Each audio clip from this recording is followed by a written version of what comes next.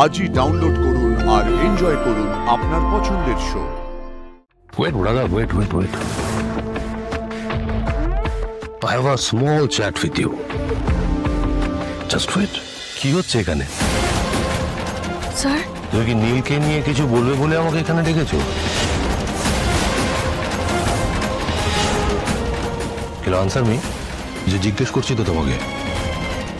দেখো অপর্ণা, আমার সময়ের দাম আছে, আর এইভাবে সময় নষ্ট করতে আমি পছন্দ করি না।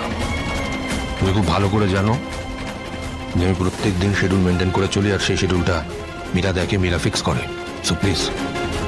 ঠিক আছে, আমি তাহলে মীরা ম্যামকে একটা কল করছি। কেন মীরাকে এখন ফোন করবে কেন? কারণ আপনি তো শিডিউলের বাইরে আমার সাথে দেখা করতে এসেছেন। ফোন করে সেটাই বলবো যে আপনার সাথে আমার কিছু কথা আছে, আর সেটা বলা খুবই দরকার, খুবই জরুরি। আমি ফোন করি তাহলে, সেটাতে নিশ্চয়ই আপনার কোনো অসুবিধা হবে না।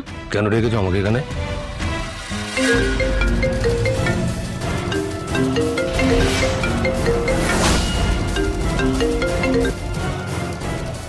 দেখুন স্যার, সত্যি আপনার সাথে আমার কিছু কথা বলার আছে, যেগুলো আমি অফিসে বলতে পারবো না। নীল এখানে কেন এসছে সেটা আমি সত্যিই জানি না। জানো না তুমি? না স্যার। না, আমার মনে হয় কোনো একটা কনফিউশন হয়েছে। তুমি চিঠিটা FM কে দিয়েছিলে, ওই বোধহয় কোনোভাবে গুলিয়ে আমার কাছে, মানে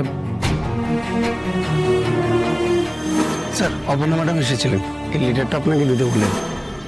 এটা কার লেটার? কেন স্যার? তো নীলকে অ্যাড্রেস করে লেখা।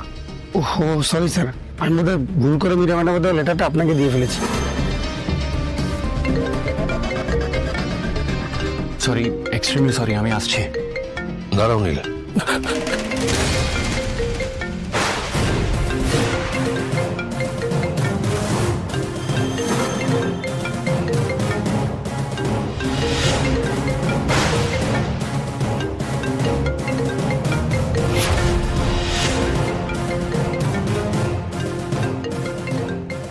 আমার ফোনটা অনেকক্ষণ ধরে রিং হচ্ছে, কথা বলে নাও।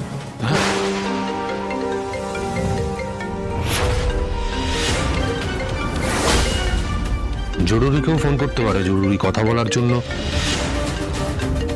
কথা বলো। আপনারা কথা বলুন, আমি বাইরে।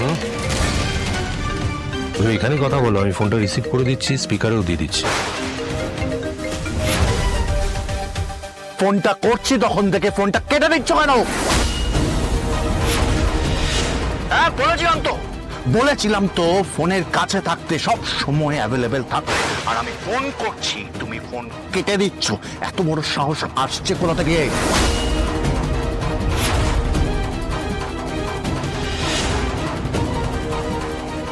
ওর সামনে আর্য সিংহ রায় দাঁড়িয়ে।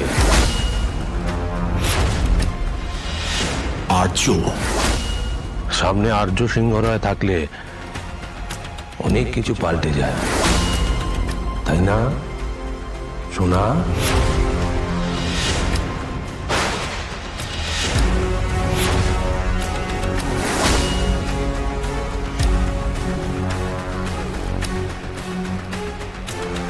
God.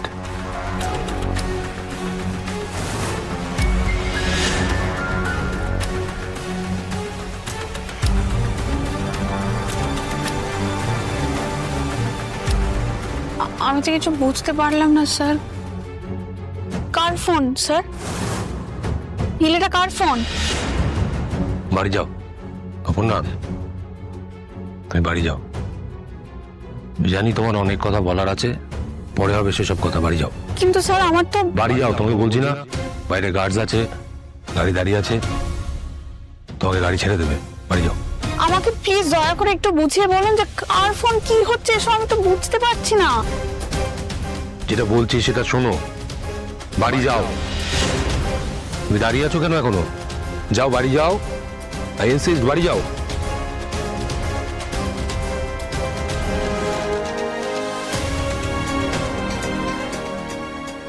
সোজা গাড়ি থেকে উঠবে।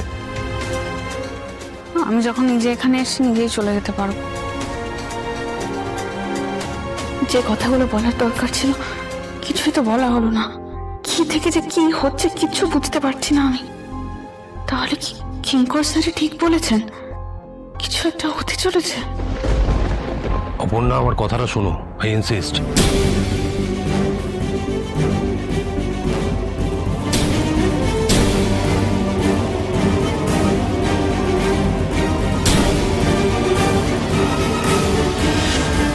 Wait, brother, wait. I have a small chat with you. Just wait. Ting tong, বন্ধু কিঙ্কর।